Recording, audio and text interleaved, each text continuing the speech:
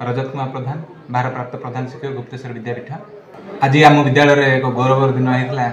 आज आम विद्यालय हिंदी दिवस अत्यंत आडंबर सहित पालन होती। गणिया ब्लॉकर समस्त हिंदी शिक्षक मैंने सहित आम विद्यालय छात्र छात्री मैंने जो हिंदी दिवस पालन होता एथिरे बहुत वरिष्ठ शिक्षक मैंने आसते से महत्व आउ हिंदी दिवस आ हिंदी भाषार महत्व संपर्क में बहुत किसी कही सहित मुझे थी आउ समस्ते आनंद उल्लास सहित एमती यही भाषा दिवस को पालन करुँ।